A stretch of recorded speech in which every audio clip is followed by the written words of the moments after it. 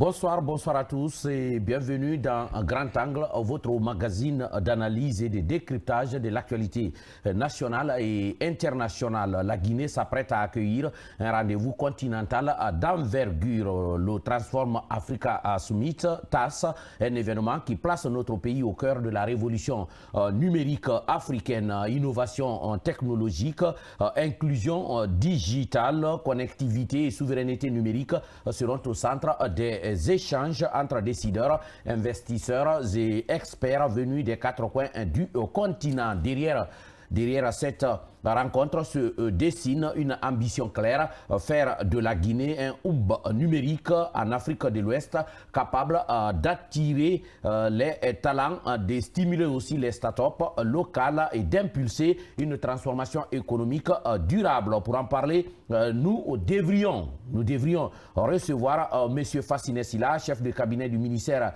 des Postes et Télécommunications et de l'économie numérique. Il est coordinateur du TAS. Avec lui, on devrait revenir sur les enjeux, les opportunités et les défis de cette grande rencontre panafricaine. Et puis, dans le focus du Grand Angle, nos chroniqueurs aborderont un autre sujet tout aussi stratégique, jeunesse et diplomatie, qu'elle approche à long terme. Alors que la scène internationale se redéfinit, comment la jeunesse africaine peut-elle devenir un véritable acteur de l'influence et de la coopération mondiale? Quelle place pour les jeunes dans le processus diplomatique, souvent perçu comme réservé aux élites? On en parle dans le focus avec Abdoulaye Kalo. Il est le vice-président de l'Assemblée générale de Guimom.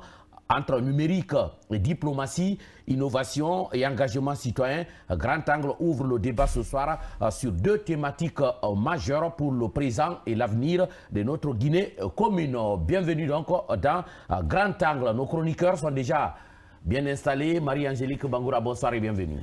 Bonsoir David, bonsoir à nos chers téléspectateurs, bonsoir à ces femmes qui se battent pour les femmes. Je veux nommer ici Monique Brigitte Curtis, qui organise le prix du courage décerné à toutes ces femmes qui se battent dans les médias, qui ne sont pas à Dietso du journalisme et qui ne sont pas freinés par les obstacles du moment.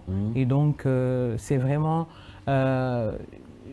une aubaine et d'avoir une personne comme ça, dévouée pour la cause de ces femmes journalistes. Donc, voilà. Et ensuite, ça permet aussi de peut-être nous-mêmes de nous valoriser pendant qu'on est encore vivant. Parce que le plus souvent, c'est nous qui faisons les héros. Mais derrière, nous-mêmes, souvent, on est à la traîne, les journalistes, le plus souvent, les faiseurs de rois. Et le plus souvent, vous allez les voir finir dans des conditions des fois très, très misérables. Et en même temps, ça fait plaisir de se savoir nominé. Et donc, il y a plusieurs femmes de la RTG qui sont nominées. Et c'est pour... Donc, Marie-Angélique Bangoura, vous avez dit de se savoir nominé. En effet. En effet. Et donc, oui, de se savoir nominer, mais en même temps de savoir célébrer à ton vivant. Et après, tu vois, après la mort, c'est toute une... Ouais, le reste, là, c'est après toi. Tu ne sais même plus ce qui se passe. Ok. Mamadou Ali Moussoiré, bonsoir et bienvenue. Alors, bonsoir à vous, David Chiombuno. Il y a le TAS, il y a le TAS aussi. Je parle du TAS. Il y a la TAS aussi. Oui, il y a la TAS, mais je parle aussi du deuxième TAS, c'est-à-dire le tribunal arbitral du sport. Vous savez que la Guinée avait porté plainte contre X pour la une possible... la TAS des cafés, voilà. Pour une possible qualification à la prochaine le TAS, le tribunal arbitral du sport, c'est ce que je dis. Donc, finalement, le verdict sera rendu le 17 novembre prochain. Sur le dossier guinéen? Sur le dossier guinéen. Encore? Ce dossier-là était encore pendant moi, j'avais oublié ça. Oui, après la CAF, nous sommes allés au TAS. Au tribunal arbitral du sport. Pour rechercher quoi? Pour chercher la qualification. La qualification. Non mais attends, tu blagues là, attends, tu t'amuses là. Non, mais c'est le communiqué qui est sorti, c'est ça, c'est l'actualité. Allez, on croise les doigts. C'est salut. lui qui croise les bras. J'ai pas pris sa place, hein, attention. Il a croisé même les bras. On va continuer à croiser les doigts. Alors. Voilà, même si la chance est minime, on espère que la vérité sera dite. La vérité sera dite. Et à notre faveur. Bonsoir. Oui, bonsoir David, et bonsoir au ministère de la Santé, au ministère de l'Action sociale, et bonsoir également aux travailleurs, aux responsables de l'hôpital Jean-Paul II. Pourquoi les deux départements? Parce que l'hôpital Jean-Paul II, d'abord, c'est une structure sanitaire. C'est là que se trouve la cité de solidarité. Exactement, à côté. Parce qu'on parle de la santé, forcément, il faut faire allusion au ministère de la Santé, mais ça relève directement du ministère de l'Action sociale. Alors, pourquoi bonsoir à cet hôpital? Parce que l'endroit aujourd'hui, c'est l'une des structures sanitaires de Conakry, disons la plus sale, il faut le dire. Je vous conseille de faire vraiment un tour à ce niveau pour comprendre un peu. C'est quand même dommage qu'une structure hospitalière se trouve dans un état... Bien entendu, Jean-Paul II aujourd'hui est très sale. Pourtant, Jean-Paul II était très sale. Il était quand même une référence. Je suis en train de mener une petite enquête autour. Selon certaines informations, il semblerait que celui qui nettoie le coin n'aurait pas été payé depuis un bon moment. Mais on entrait vraiment... Conséquence, il a cessé de nettoyer. Exactement. Bon, ça veut dire que c'est pas une structure qui s'occupe du nettoyage, c'est une seule personne.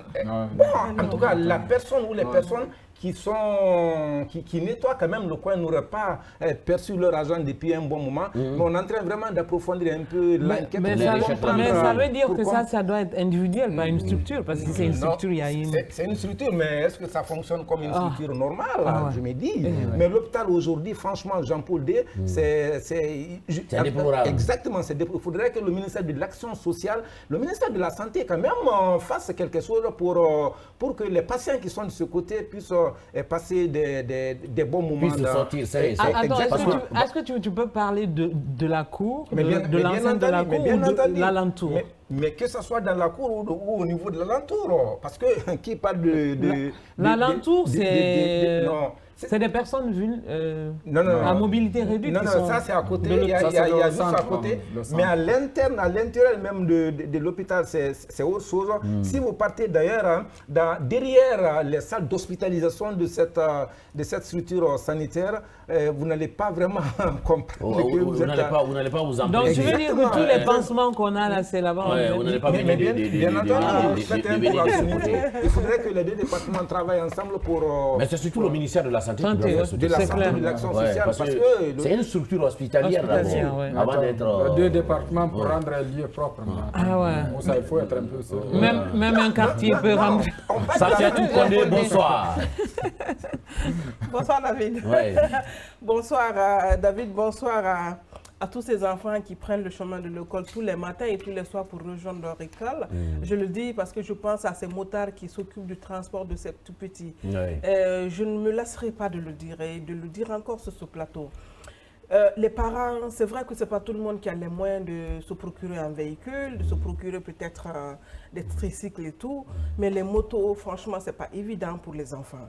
Vous pouvez voir 2, 3, 4 enfants sur une moto, plus le chauffeur, ça te fait 5 personnes sur une moto, et qui font le trajet entre la maison et l'école, Dieu seul sait la distance, et sans compter la façon le comportement de quelques motards qui font circuler nos enfants.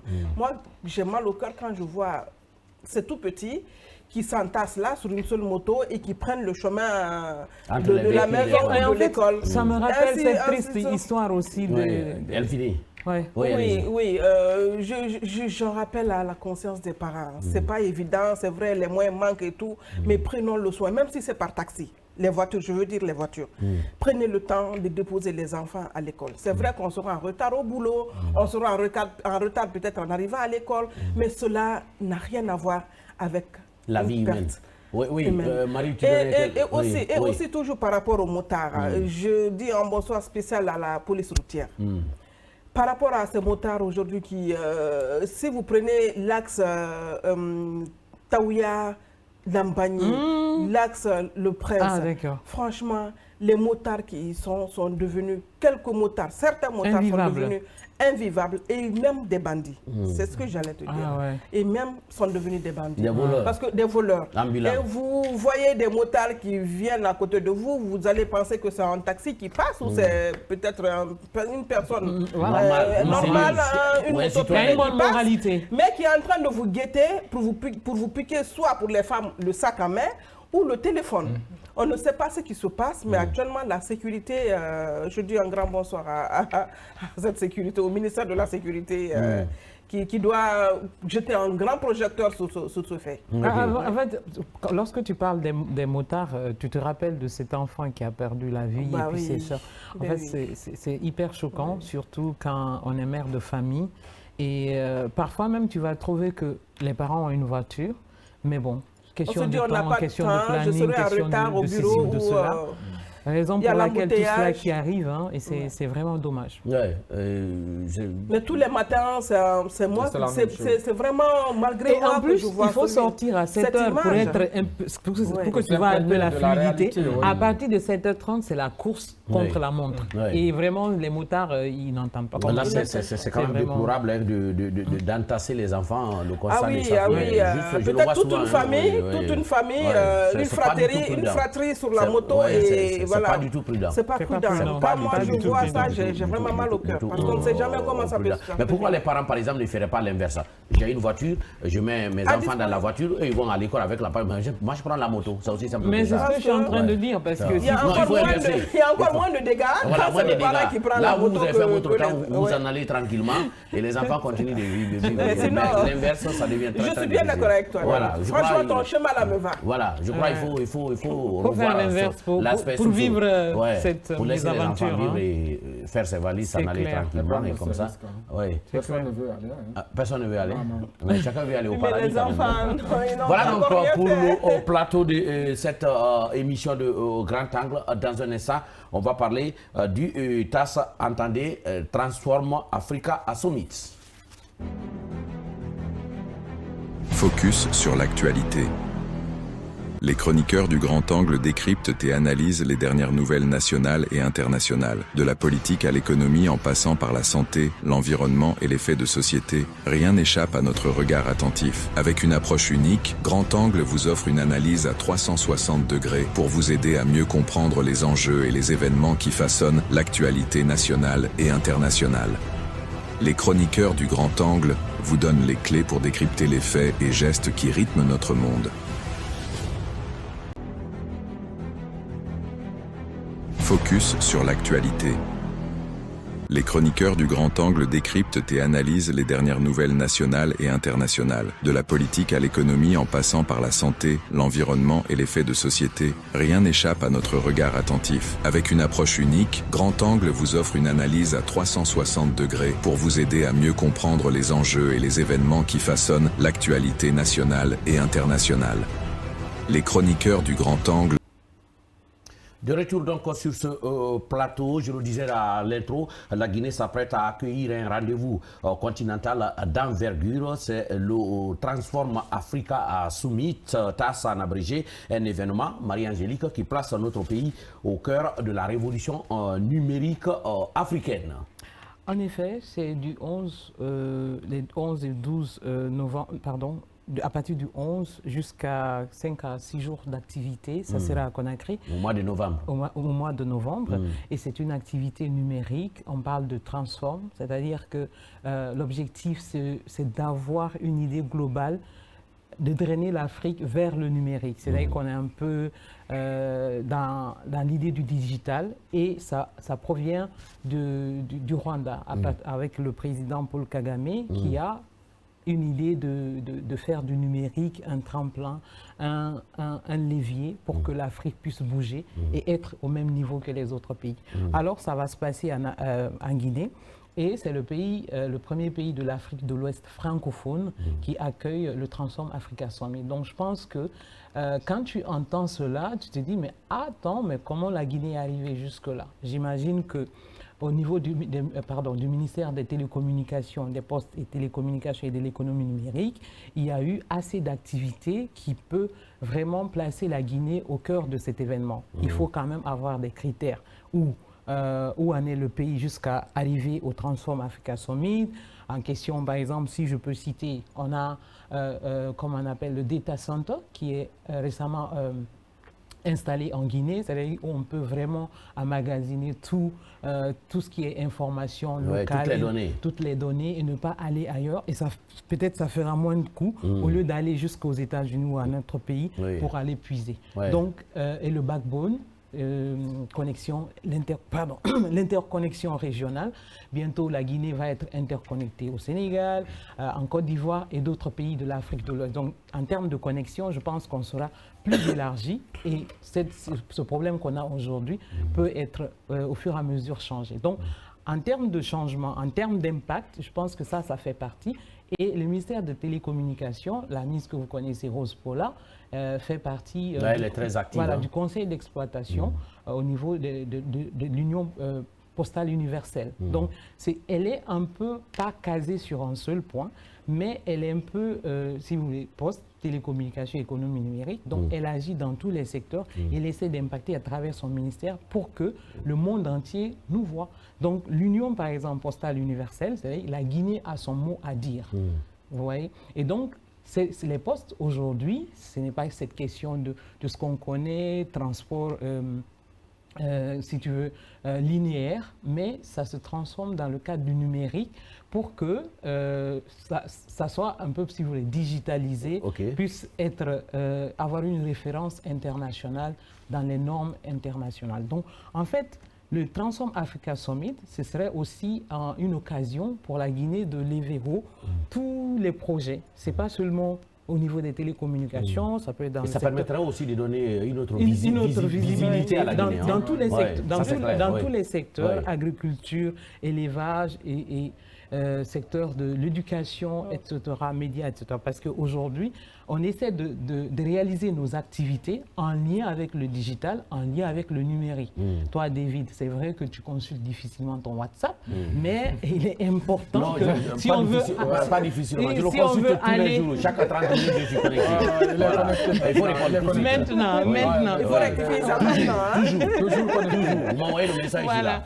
Donc, si tu veux aller rapidement dans tes projets, dans tes réflexions, quand même, il faut utiliser le numérique à travers des échanges, des online rencontres, et puis tout ce qui est en termes de réussite dans tout ce qu'on a à faire. Donc, je pense que le Transform Africa Summit, ce serait une rencontre de plus de 4000 personnes, mais aussi des chefs d'État qui viendront rencontrer les jeunes, start-upers, les entreprises, les entrepreneurs, tous ceux qui sont dans le numérique. Je pense qu'il y a beaucoup de partenaires qui sont déjà engagés dans ce sens pour accompagner le ministère des Télécommunications. Et ce qui est vraiment salutaire, c'est que en termes de projets, il y a toujours les jeunes et les femmes qui sont mis en avant. Et à travers, par exemple, des services ou des directions comme l'Ansouten, comme le ANSI, et puis ils ont des autres termes techniques, je ne vais pas les citer. En tout cas, à l'interne, c'est vrai qu'on voit toujours les postes de télécommunications, l'économie numérique, mais il y a des services qui sont très, très fiables. Et c'est aussi le moment de faire connaître tous ces services et de pouvoir donner la chance aux gens de communiquer. Il y aura aussi des rencontres B2B, des Memorandum of Understanding, des MOU, des signatures d'MOU entre des entreprises d'ici et d'ailleurs, parce que c'est l'Afrique qui va se réunir et c'est la Guinée qui va accueillir. Et pourquoi pas donner plus d'opportunités aux jeunes Guinéens et aux entreprises guinéennes. Oui, Ali Moussouari, il faut dire, il y a quelqu'un qui disait qu'on a raté, l'Afrique a raté la révolution industrielle. Elle ne devrait plus rater la révolution numérique. La troisième révolution, normalement, la Guinée ne doit pas rater. Je pense que c'est dans ce cadre que s'inscrit cette rencontre africaine. Mais au-delà de ça... La dernière fois, on parlait déjà avec le ministre de l'Enseignement supérieur, Mamou, qui est déjà avec la technologie. Voilà, exactement. Mais je ne pense pas si ce grand arbre va couvrir la forêt, quand on parle aujourd'hui de ce numérique qu'on connaît en République de Guinée, comment l'accès à l'Internet est difficile, par rapport en tout cas à certains pays anglophones. Marie-Angélique parlait du backbone, donc peut-être avec ça on pourrait avoir... Bien pour le moment, je suis en train de dire par rapport à certains pays anglophones, en tout cas que j'ai visités, le second, ça s'ajoute également au coût. Aujourd'hui, vous savez, le coût est très élevé. À un moment donné, ce n'est pas à la portée de n'importe qui, parce qu'on n'a qu'un seul opérateur qui est en train de dicter sa loi, l'autre devient directement un participe. Donc c'est un problème. Je pense que le ministère des Postes et Télécommunications et de l'économie numérique doit travailler dans ce sens pour vraiment un peu soulager la population. C'est vrai, c'est l'Afrique qui se mobilise, mais il faut que la Guinée, au-delà de ça, donne le bon exemple. L'exemple qu'un pays où l'accès à l'Internet est facile, où aujourd'hui le coût est réduit, ou en tout cas le coût est contrôlé. Le sommet pourrait être à l'EMO une occasion d'étudier tous ces paramètres. C'est ça, c'est cette occasion que la Guinée ne doit pas rater. Oui. Mais avant, je pense qu'il faut rencontrer tous les acteurs concernés. Peut-être on aura un spécialiste qui viendra nous dire... On espère que Facile Silla, chef de cabinet, pourra venir les jours à venir sur ce plateau pour en parler. Le sommet, Marie a dit, à partir du 11 novembre, donc on a un peu de temps pour... On a le temps pour encore préparer bien et surtout faire cette communication. Je ne pense pas à un sommet aussi élevé comme ça, que les médias ne soient pas... Que ça passe inaperçu. Que ça passe inaperçu, que les médias ne soient pas associés. Les médias sont associés, je crois, avec même si la les conférence médias de presse. sont associés, ce n'est pas une conférence de presse. C'est ce qui fait la différence entre la Guinée et les autres pays. Hier, on parlait ici du Ballon d'Or. Jusqu'à présent, c'est l'être morte côté Guirassy, mais une conférence de presse ne veut pas dire que les médias sont associés. Il faut qu'il y ait des tables rondes, des émissions, des débats, des reportages judiciaires. Allant dans ce sens, il faut communiquer en un mot pour pouvoir vendre l'image du pays et surtout créer l'émulation pour ceux qui vont arriver. Oui. Très bien. Moussa, moi je vais saluer particulièrement l'efficacité, le dynamisme de Mme Rose Pola. Depuis qu'elle est là, on a l'impression que ça se bouge beaucoup au ministère de Postes et Télécommunications et Économie numérique. Bien sûr. En témoigne maintenant l'obtention de l'organisation de ce sommet. Moi, dans ce gouvernement, s'il y a vraiment deux dames que je respecte, c'est Dr Diaka Sidibé et Mme Rose Pola Prissimon. Il faut le dire, c'est vraiment une victoire. Les autres aussi sont dynamiques. Non, je n'ai pas dit qu'elles ne sont pas dynamiques. Parmi. Mais vous la mettez un peu au-dessus des autres. Exactement. Les deux dames, franchement, partout où elles passent, elles laissent les traces. Elles laissent des traces, même si au niveau de l'industrie, pour le moment, il y a des petits. Voilà. Je crois que Diaka va courir. En tout cas, c'est vraiment une victoire diplomatique, numérique à dimension internationale, il faut le dire. Parce qu'elle a dit, la Guinée est le premier pays, je crois, en Afrique de l'Ouest francophone à accueillir une telle. Surtout quand on voit nos voisins, les pays qui nous entourent, qui ne sont pas dans la même situation transitaire que nous. Nous sommes en transition. La Côte d'Ivoire avec tout ce qu'on a dit ici la dernière fois avec l'explosion sur le plan économique. Quand on voit le Sénégal, symbole de la démocratie, tout ça, que la Guinée a c'est une victoire, il faut saluer. Il faut saluer les autorités, le président, la ministre Rose Pola Prissimon. Vous savez, en Afrique, il y a, disons, le seul, pas sous le contrôle des Angers, le pays qui est vraiment en avance dans ça, c'est le Kenya. Le Kenya en termes de... Et qui lui est un pays franco-anglophone. En termes de technologie, en termes d'innovation numérique. Je crois que la Guinée est en train vraiment d'emboîter nos pas et de ces pays, le Kenya, le Rwanda, à travers l'engagement politique et la volonté politique des autorités guinéennes. Il faut vraiment saluer cet exemple. Alors l'autre aspect, je pense qu'à l'heure actuelle, dans les instances d'enseignement supérieur, il est important que les jeunes ados viennent vraiment embrasser ce n'est plus une nécessité, c'est même un impératif aujourd'hui. Parce que le marché de l'emploi va avec. Parce que tout est lié vraiment à la technologie, à la digitalisation. Aujourd'hui, si vous êtes l'ancienne génération, ça va être très compliqué pour vous.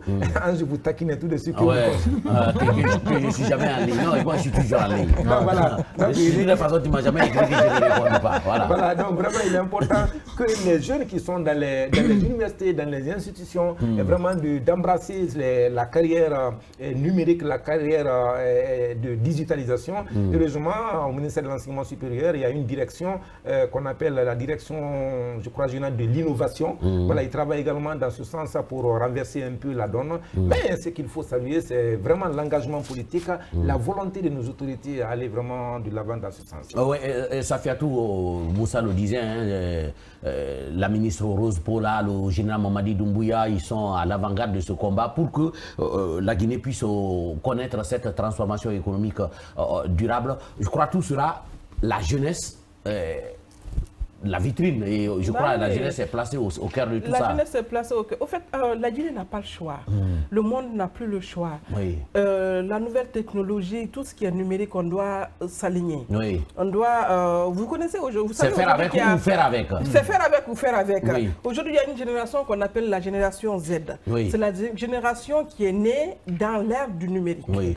Et de la technologie, du numérique. Et c'est cette génération-là qui, peut-être par rapport à nous, par rapport à une génération plus ancienne que nous, qui gagne.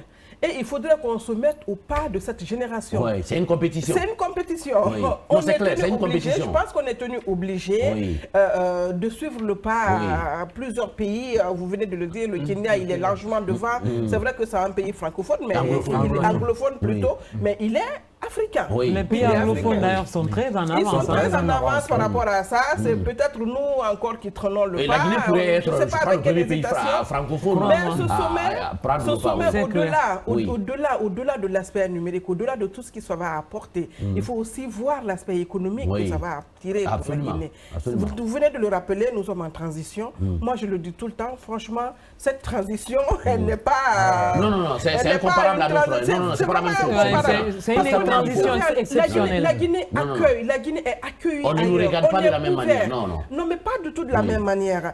Sinon, un tel sommet dans un pays francophone où on est à cette période, mais il faut rêver pour l'avoir. Et là, c'est vraiment une mine d'or que nous sommes en train d'ouvrir à partir du 11, si je vais en mémoire. À partir du 11, la Guinée va accueillir l'Afrique numérique. Moi, je l'appelle comme ça. La Guinée accueillera l'Afrique numérique. Et ça, c'est une occasion à saisir pour la jeunesse, et même pas pour la jeunesse, peut-être pour les générations anciennes, parce que ce monde... Et ça va attirer des bailleurs de fonds, les investisseurs. Parce que ça favorise leurs activités. C'est une grande brèche qui est ouverte pour la Guinée. C'est une grande brèche qui est ouverte à la Guinée et pour la Guinée, et ça va forcément attirer. On a toujours dit, je répète à un ministre qui l'a dit, que la Guinée n'attire pas, mais elle retient. Et je suis sûr que quand ces gens-là viendront en Guinée, ils vont vouloir revenir. Ils n'iront plus avec l'idée avec laquelle ils sont venus. Il faut compter l'aspect économique, il faut compter l'aspect culturel, l'aspect touristique, tout ce que ça va apporter à la Guinée. Franchement, un tel sommet, moi je dirais chapeau au ministre des Postes et Télécommunications, et vivement le 11, pendant une semaine, les étrangers seront... Et on espère que le chef de cabinet, Fassine Silla, va se libérer un peu pour venir vendre mieux l'image de ce sommet sur le plateau de... Et je pense que, comme le disait la ministre, en fait, c'est les télécommunications qui organisent, mais tous les ministères sont concernés. Ah, bien sûr. Donc, c'est comme... Quand vous allez, par exemple, dans les banques, vous avez envie, par exemple, de faire... On vous dit qu'il n'y a pas de connexion. Oui, ça parle tout de suite du problème de connexion. Vous allez partout, vous voulez faire quelque chose, vous voulez scanner un document, vous l'envoyez à l'étranger. Aujourd'hui, on ne peut pas travailler. Et il y a la sécurisation même des données nationales. En effet, c'est ça. Le monde moderne voudrait qu'on travaille avec le numérique. On ne peut pas travailler sans le numérique. Et je crois que pour s'inscrire, il y a un lien. C'est pour te dire que le numérique est en marche. Ali Mouya, la réaction des téléspectateurs. Oui, en attendant que le réseau ne soit fiable à Condé Badou et à Kalinko, nous allons prendre ces quelques téléspectateurs, malgré que vous n'avez pas rappelé le numéro. Oui, le 600. Bonsoir à Grand Angle. 27 53 09 99 627 53 09 99. Au bon soin de Al-Khali Mohamed Keita, je crois le numéro devait s'afficher. Il y est maintenant. On y va. Bonsoir Grand Angle, c'est Lamarana Bari depuis Mambia. Il ne manque pas un niveau On ne mérite pas la qualification. Un pays comme la Guinée, qui n'a pas un stade Ali Moudjit à la bague à Guinée, de prier pour vous, certainement. De prier pour la Guinée. Alors, Marie, chacun a ses problèmes. Bonsoir, Grand Angle. Dites au ministre de l'Énergie, hier encore il a envoyé un message, dites au ministre de l'Énergie de faire son cheval de bataille, la pose des compteurs prépayés. Il risque d'échouer. EDG fait du business dans ça, surtout à Tombolia Plateau. Je crois qu'il faut le prendre au sérieux, parce qu'il y a certains agents dans les quartiers qui se font passer pour des travailleurs de EDG qui ne le sont pas, en fait. Et là, ils le font sur le dos de EDG. Qui harcèlent les citoyens. Oui, je crois avec les compteurs prépayés, ce problème serait résolu. Je suis d'accord.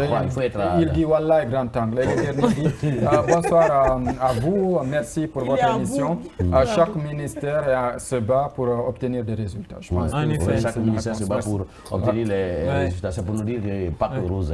Pas que Rose et Diaka, il y a les autres également. Mais là, on parle de Rose là. Ça, c'est une pierre dans le jardin des On a compris. Non, il n'y a pas de jalousie, c'est pour une bonne cause. Il faut vraiment être dans la course pour des bons résultats. Je rappelle que vous pouvez nous suivre en direct sur l'application RTG officielle, sur notre page Facebook ou la chaîne YouTube Grand Angle ou encore sur www.rtgguinée.info en différé sur TikTok et Instagram Grand Angle. Pour nous joindre, vous pouvez nous écrire à notre adresse email grandanglertgcoloma@gmail.com. Vous pouvez nous envoyer des messages comme vous avez déjà commencé à le faire et Alimou Soirée va les relayer tout au long de l'émission au 627 53 09 99. Ça s'affiche au bas de votre écran. Si vous êtes à l'étranger, vous ajoutez simplement le 224. Le 224, c'est le code de notre pays, là à Guinée. Dans un instant, on va parler de diplomatie et jeunesse, quelle approche à long terme.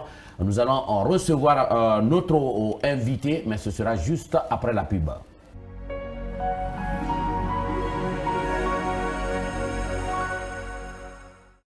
Pour vos habits de fête et autres cérémonies, plus de difficultés pour le choix de votre boutique. Il existe désormais une boutique de référence à Conakry. Pour vos costumes, chemises, ceintures et chaussures de marque italienne et turque, rendez-vous à la boutique Chérif Aïdara.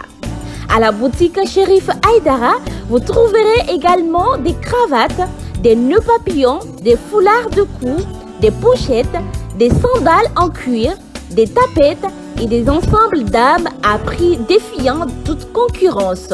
La boutique Chérif Aïdara, c'est à Kaloum, quartier Monképa, 5e avenue derrière la DPJ. Pour tout contact, appelez au 626 41 73 43 662 57 11 70. À Chérif Aïdara, le pari des sapeurs est gagné.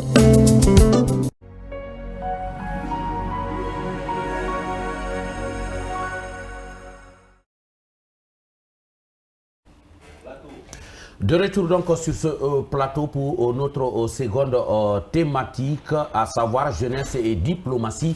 Quelle approche à long terme alors que la scène internationale se redéfinit? Comment la jeunesse africaine peut-elle devenir un véritable acteur de l'influence et de la coopération mondiale? Quelle place pour les jeunes dans le processus diplomatique, souvent perçu comme réservé aux élites? On en parle maintenant avec notre invité Abdoulaye Kalo. Bonsoir et bienvenue. Bonsoir M. David, bonsoir à tous les téléspectateurs. Oui. Bonsoir à l'équipe. Oui.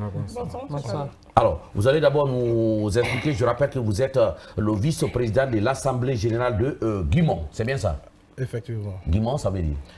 Guimont, ça veut dire modèle international des Nations Unies en Guinée. Modèle international des Nations Unies en Guinée. Ce modèle international, c'est quoi? C'est une simulation. Oui. C'est une simulation des Nations Unies de former, initier les jeunes africains, les élèves, les étudiants et les diplômés, toute autre personne passionnée à la diplomatie, de défendre la cause de leur pays, donc ils représentent lors de l'Assemblée générale. Au cours de l'activité, vous allez voir qu'on a déjà recruté les délégués.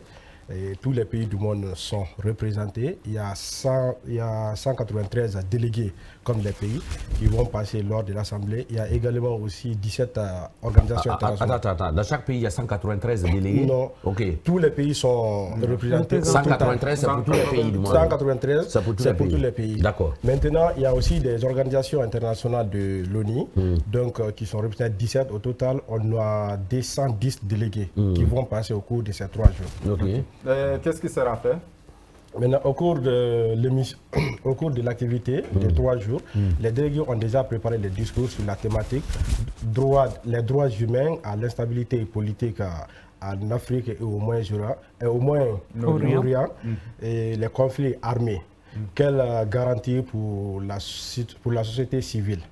Donc, on part dans ce sens lors de l'activité. Okay. Et vous êtes parti de quel constat? Qu'est-ce qui vous a poussé à avoir un thème pareil? Voilà, partant sur ce thème, surtout on s'est focalisé sur l'Afrique et les Moyen-Orient. Quand on prend aujourd'hui, surtout en Afrique de l'Ouest, là où vous allez constater qu'il y a tellement de conflits depuis des années 90. Par exemple, quand je prends le cas de la Guinée, la guerre frontalière en 2000, il y a eu, après la guerre en Libéria, il y a plusieurs réfugiés en Guinée. En 2001. En 2001.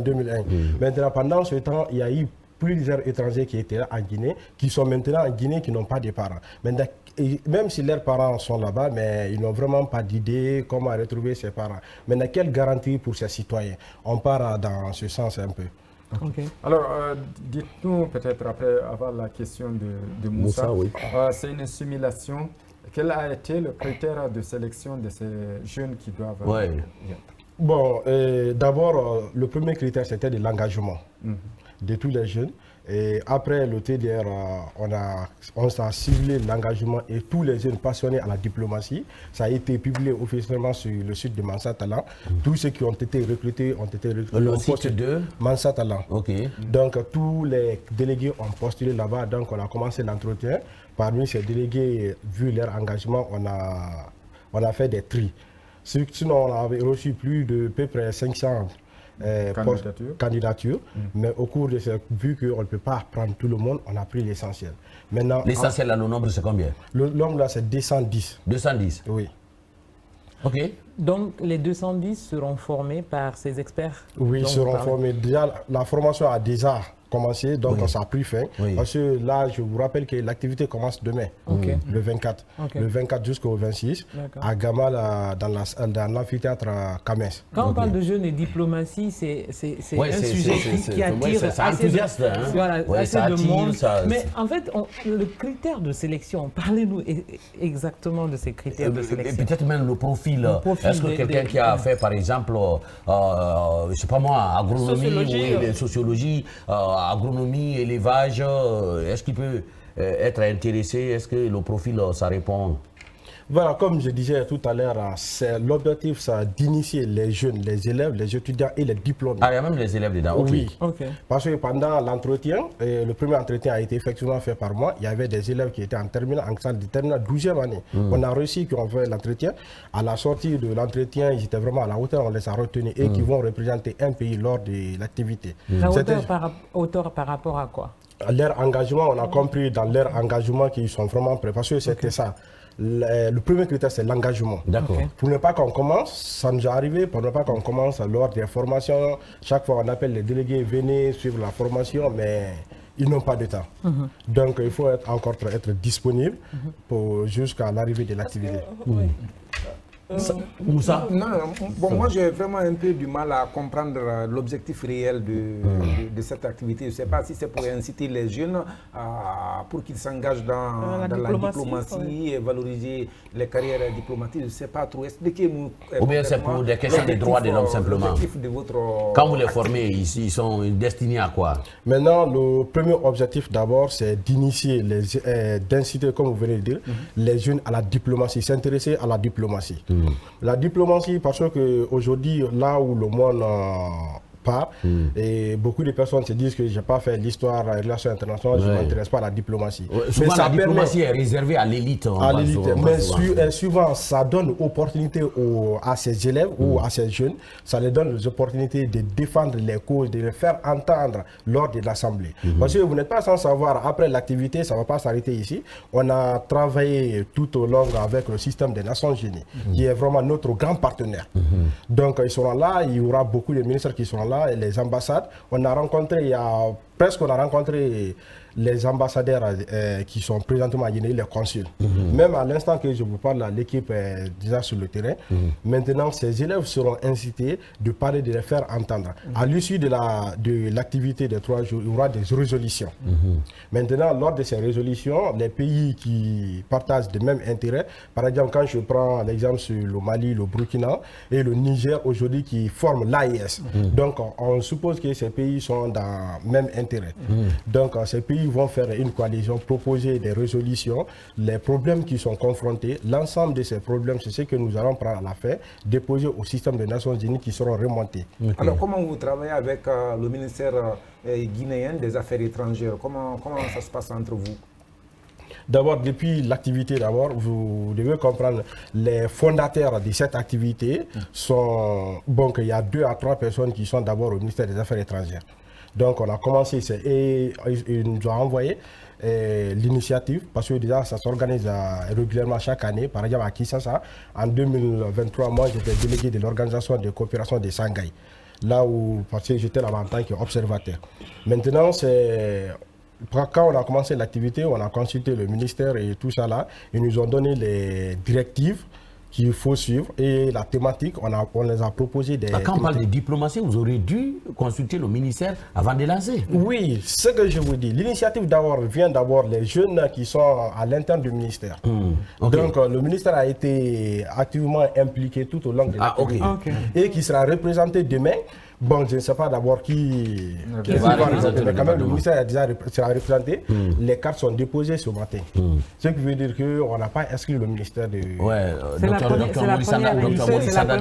la première édition en Guinée. Moi, je ne sais pas...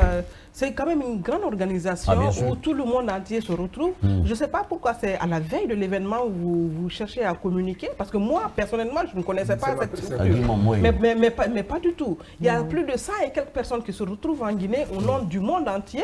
Ma première question, est-ce que vous travaillez avec les Nations Unies? Parce que c'est un peu à l'image des Nations Unies. C'est comme si les Nations Unies organisaient une session où tout le monde se rencontrait. Et si vous avez une relation, quelle est la nature de cette... Est-ce que vous êtes en direct, en contact direct? Comment vous travaillez avec Est-ce qu'il y a un pont qui vous relie aux Nations Unies et tout? D'abord, on travaille effectivement avec les Nations Unies depuis au début. Quand vous prenez lors des séances de formation, les délégués ont été formés par les cadres des Nations Unies. Donc, c'est eux qui ont formé. Gratuitement. Gratuitement. Et même hier, on était en formation en ligne. Donc, les délégués sont initiés, ces jeunes sont initiés. Comment prendre la parole, comment s'exprimer en manière diplomatique, les mots utilisés, le ton, tout ça là. Comment trouver des résolutions. Si vous n'êtes pas d'accord avec un pays, par exemple, le délégué de la France n'est pas d'accord au délégué de Burkina Faso, ne se comprennent pas. Maintenant, comment vous pouvez passer maintenant de manière diplomate, venir trouver des solutions à cela.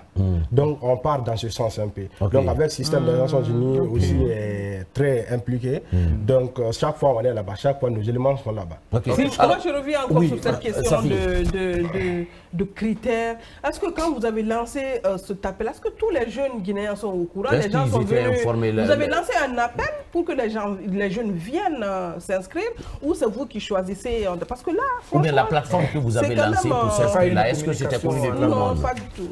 Bon, peut-être sûrement que vous n'étiez pas ciblé ou bien vous n'êtes pas sur les réseaux là où on a mis.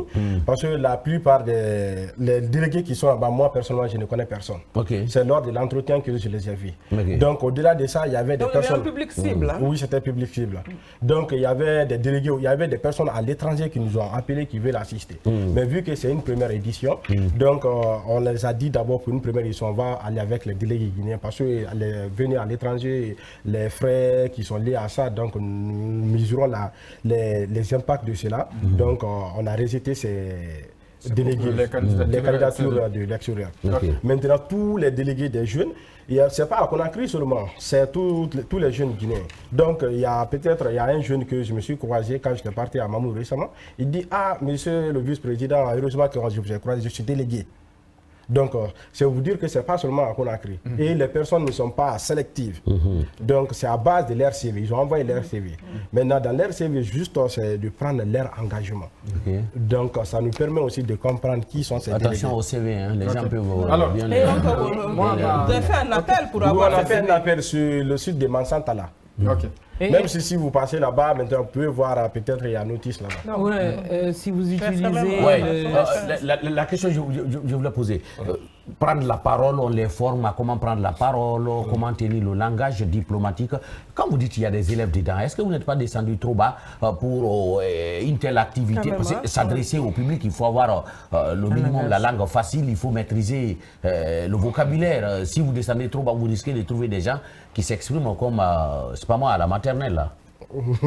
Comme je vous dirais tout de suite, là, d'abord c'est de l'engagement. Donc les élèves qui sont là-bas, soyez sûrs qu'ils sont vraiment à la hauteur, ils sont passés par texte. C'est que ça ne fait pas seulement une seule personne. Écrit oral. Non, il n'y avait pas écrit, mais il y avait oral. Parce que lors de l'activité, il n'y a pas écrit. Donc, déjà, les discours sont prêts. À chaque fois, ils nous envoient les discours. Quand le délégué de la Guinée, par exemple, rédige son discours, il nous envoie. Donc, on corrige. Il y a une équipe spécialement pour ça. Il y a des experts qui mettent les termes. Ils donnent la forme à ça. La forme et le fond. Absolument. Mais si je comprends bien, c'est un changement de stratégie pour prôner la paix, pour créer l'inclusion et tout ce qui s'en suit. Donc, ça parle aussi des droits de l'homme. Il faut se servir, oui, les droits de l'homme. Il faut se servir de cette jeunesse pour passer tous ces messages. Je pense que c'est ça l'objectif. Oui, absolument. Voilà. Alors, est-ce que également, au finish, si toutefois il y a des jeunes qui tapent sur l'œil des Nations Unies, est-ce qu'il peut s'attendre peut-être à être des volontaires des Nations Unies, je ne sais pas. Bon, pour être des volontaires des Nations Unies, cette décision ne nous revient pas, mais on fera toujours des plaidoiries. Donc, vous n'êtes pas sans savoir, lors de l'activité, quand on a commencé le recrutement des délégués, Nations Unies a recruté 200 volontaires qui étaient à notre disposition. Je ne sais pas si vous avez vu les notifications, mais ces 200 volontaires étaient là à chaque fois qu'on partage des informations qui repartagent encore, qui republient sur Facebook et sur LinkedIn. Donc ces 200 personnes, même actuellement, nous sommes en phase de les remettre leur certificat de volontariat. Une facilité d'avoir un grand réseau. Oui, un grand réseau, oui. Alors, comment quand vous organisez le test ou bien le recrutement, ça se fait chaque année, ça se fait après 6 mois, ça se fait après 2 ans? Ou c'est chaque événement qu'on recrute? Non, c'est donc à chaque événement, donc on organise à chaque année. Par exemple, on a fait l'année 2025, mais la 2026, on va faire. 2026, ça pourrait se faire parce qu'il y a des gens qui suivent et qui ont déjà le crayon à main, ils veulent noter. 2026, ça se fera à quel mois? Bon, le mois là, on travaillera là-dessus. D'accord. Mais les informations sont disponibles sur nos plateformes, Jimoon sur Facebook, LinkedIn. Donc, on peut consulter là-bas régulièrement. Les informations sont là-bas. LinkedIn, répétez ça plus lentement pour les gens. LinkedIn. Parce que les gens ils veulent le sentir. Oui, parce qu'il ne faut pas aussi, ce qu'il faut retenir encore, ce n'est pas parce que moi j'ai été délégué de la Guinée, forcément l'année prochaine je vais être délégué encore. Si tu n'as pas à la hauteur, quelqu'un d'autre, il y a des jeunes aussi qui... Délégué pour participer à quoi? Délégué, quand on parle de délégués, c'est-à-dire quand on parle je viens de dire que tous les pays sont représentés. Maintenant, si par exemple, quelqu'un représente la Guinée, c'est qu'il est délégué de la Guinée. Pour aller aux États-Unis ou aux Nations Unies? Il est délégué lors du sommet. Lors du sommet, il est délégué lors du sommet. Juste lors du sommet. Donc, c'est qu'il se prononce au nom de son pays, le pays qu'il représente. C'est pour cela qu'on a... C'est à ce titre-là vous avez été, c'est pas si vous avez dit tout à l'heure en Chine. À Kinshasa. Mais moi, ce que j'avais participé, c'était en ligne. On a fait ça en ligne en 2023 avec la Covid et tout ça là. Donc, il y avait vraiment des problèmes de déplacement. Donc ils ont limité. Mais je crois que 2025, là, ça a été fait. en présentiel en Kinshasa. D'accord. Une question, d'abord, cette précision. Je pense que la diplomatie, qui parle de la diplomatie aujourd'hui, doit faire forcément allusion à la langue anglaise. Et on le sait, donc c'est important que vraiment les jeunes apprennent également la langue de Shakespeare. Exactement, parce qu'on le dit souvent, hein, l'anglais, le français, bon, une fois... Surtout que vous travaillez avec les Nations Unies. Voilà, il faut vraiment maîtriser la langue anglaise. Donc c'est important d'instaurer vraiment ce système-là dans le système, dans le système éducatif. D'accord. L'autre aspect également, est-ce que les jeunes qui sont sélectionnés, les candidats, au nombre de 210 personnes, est-ce qu'il y a le genre, les filles sont majoritairement représentées? Est-ce que la candidature féminine est nombreuse? Ou bien une fois que le test est fait, peu importe qui vous êtes, nous on prend si vous êtes à la hauteur. D'abord, je commence la première question, là où vous parlez l'anglais. Et parlant de dans ce sens, vous devez comprendre d'abord que la langue française est une langue officielle des Nations Unies. Oui, bien sûr. Ça, donc, lors de l'activité, vu que nous sommes dans un pays francophone, donc l'activité se déroule en français, même si vous parlez l'anglais. D'accord. Maintenant, l'autre là, ça peut être un autre projet. Peut-être qu'un jour, on dit d'organiser au Ghana. Donc, si on organise au Ghana, c'est un pays anglophone, donc forcément, ça va se passer en anglais. En anglais. Par exemple, en Kinshasa, RDC, c'était en français. Okay. Maintenant, concernant aussi sur les questions de filles, oui. Les questions de filles et autres. Donc, vous n'êtes pas sans savoir qu'on s'est juste focalisé sur les talents. La compétence. La compétence, pas filles ou quoi. Mais soyez sûr que les filles sont beaucoup même représentées. Moi-même, j'étais jaloux de ça parce qu'à chaque fois, c'est les filles qui s'exprimaient bien. Donc, elles sont beaucoup bien représentées. Quand les filles s'expriment bien, vous êtes jaloux? Ah non, c'est pas parce que je suis mais le nombre était élevé. Le nombre de filles qui s'exprimaient bien était élevé plus que les hommes. D'accord. Mais si les hommes ne sont pas à la hauteur, tant pis pour eux. C'est ça que je dis. On va prendre les téléspectateurs là, oui. Bonsoir à vous. Moi, c'est Nestor Gami. J'adresse mes sincères félicitations à tous ceux qui optent pour le bon fonctionnement de notre pays. Vive le 224. Pour cette activité, est-ce que tout le monde est invité? Vous allez noter cette question. Bonsoir, j'adore l'émission et bonne continuation. Merci à vous. Bonsoir les débatteurs. Franchement, votre émission d'aujourd'hui est vraiment super car le monde va avec le monde numérique. Il faut que la Guinée soit au rendez-vous de cette numérique, oui, avec une majorité des jeunes. Signé M. Keita Al-Kali depuis M. Keita a dit que l'émission d'aujourd'hui est super, ça veut dire que les émissions précédentes ne l'étaient pas, ça sous-entend. Il n'a pas dit ça. Bonsoir, c'est Sako depuis Sangaredi. Quelles sont les conditions de participation, s'il vous plaît? Je pense qu'il y a deux questions. Est-ce que tout le monde est invité? Et quelles sont les conditions de participation? Est-ce que tout le monde est invité? Demain, je prends mon kipar, je mets Bon, ça sera rediffusé sur notre plateforme, mais malheureusement que tout le monde ne peut pas avoir accès à la salle compte tenu de la capacité d'accueil de la salle. Parce qu'au-delà des délégués, vous devez comprendre qu'il y a 210 délégués, sans tenir compte de le comité d'organisation, sans tenir compte les cadres des représentants des ministères qui seront là, et puis encore les ambassadeurs qui sont là. Donc, en partant pour une question de sécurité pour les participants, donc la salle, le nombre de personnes est limité. Le nombre de places est limité. Le nombre de places est limité. Les conditions de participation. Les conditions de participation pour cette année, donc... Il faut être délégué. Il faut être délégué. C'est fini. C'est fini pour cette année. Je pense qu'avec ces questionnaires, il faut déjà préparer l'année prochaine pour que les jeunes soient au courant. Voilà. Voilà, comme vous savez, chaque chose pour une première fois c'est difficile, donc c'est une première expérience. Peut-être l'année prochaine, on va tirer les leçons pour l'année prochaine. Voilà, on va tirer les leçons. Peut-être l'année prochaine, vous-même, vous pouvez être délégué ou d'être dans le comité d'organisation. Ce n'est pas exclu. Voilà donc ce qu'on pouvait dire par rapport à cette thématique diplomatie, jeunesse et diplomatie, quelle approche. Alors en termes notre invité Abdoulaye Kalo, il est le vice-président de l'Assemblée générale de Guimom. On passe maintenant à la rubrique Ça se dit. Ça se dit. L'invité à votre écoute. Les téléspectateurs de Grand Angle ont la parole. Les chroniqueurs relèvent vos questions et les posent à l'invité sans filtre. Parcours, vie personnelle, domaine d'intervention, rien n'est tabou. De retour donc sur ce plateau compte de la rubrique Ça se dit. Alors Monsieur Kalo, nous avons dans cette émission la rubrique Ça se dit, même si Guimom n'est pas très connu, mais on va vous rapporter les propos des téléspectateurs, ce que vous faites, ce que vous-même vous faites sur le terrain et la structure fait sur le terrain par rapport à vos activités. Et puis on va vous laisser le temps de réagir si ce que les téléspectateurs pensent n'est pas exact par rapport à la réalité. On peut y aller? Oui.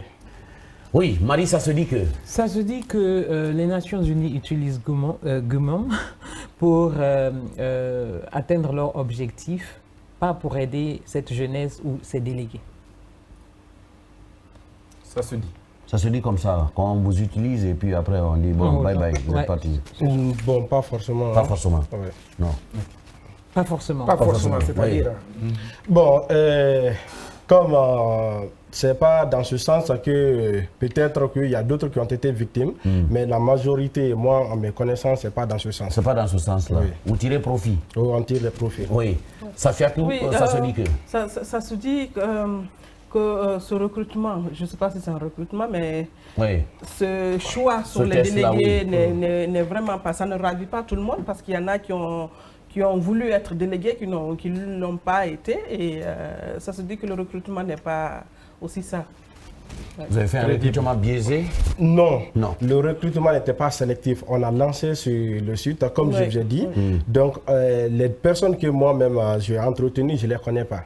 C'est là-bas, lors de l'entretien, que je les ai vus. Parce qu'il y a des mécontents. Hein? Oui, il y a des mécontents. Comme vous le voyez d'abord, il y a combien de jeunes en Guinée? Prenez le nombre de jeunes en Guinée. Est-ce que tous ces jeunes peuvent être présents? Conformément au pays, le nombre de pays, il y a 193 pays. La Guinée a droit à combien de délégués? La République de Guinée a droit d'un seul délégué. Chaque pays a un délégué, oui. Chaque pays est représenté par un seul délégué. Maintenant, il y a des institutions internationales aussi qui sont représentées, qui sont 17. Donc, ces institutions internationales, ce sont les observateurs.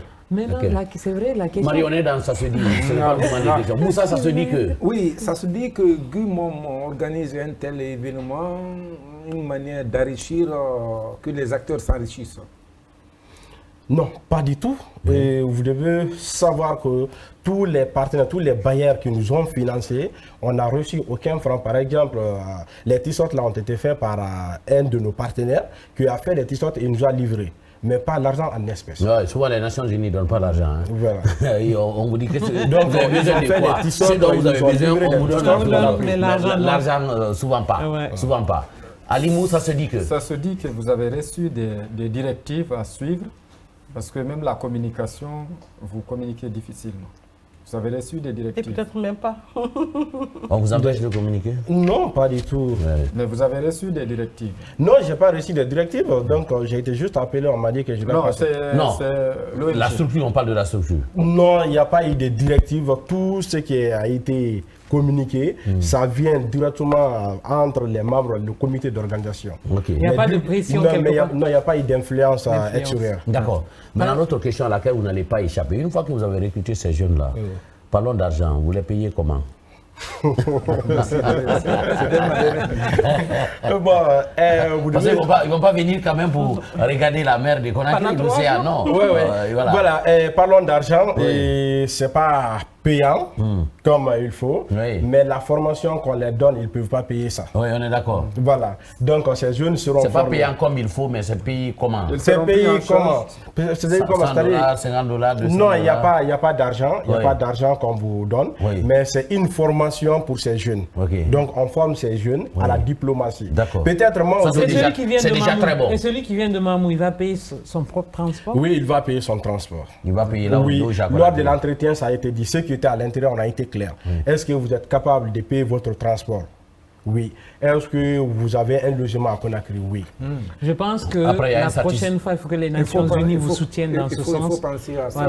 Oui, il y a satisfait d'abord, il y a satisfait pour tous les délégués, les 210 délégués. Après ça, il y a aussi satisfait pour le meilleur délégué. Ça c'est déjà très bon. C'est le meilleur délégué qui va représenter. Donc le meilleur délégué là aussi, c'est pas choisi par nous. Donc on va envoyer un lien. Comment ça se passe? On envoie un lien. Peut-être que tous les délégués ont accès à ce lien, on envoie dans le groupe. Vous allez dire qu'en pensez-vous, selon vous, qui est le meilleur délégué? Vous allez cocher le meilleur délégué, vous allez écrire son nom. Donc, celui qui fera l'unanimité devient le délégué de la Guinée et il va représenter la Guinée pour la prochaine rencontre. Pour la prochaine rencontre. C'est déjà fini. l'émission. Merci. On finit avec l'argent. Ça a fini donc pour ce numéro de Grand Angle. On a parlé un peu du TAS, le Transform Africa Summit, événement qui place notre pays au cœur de la révolution numérique africaine. Et on a parlé aussi de cette seconde thématique, jeunesse et diplomatie, quelle approche.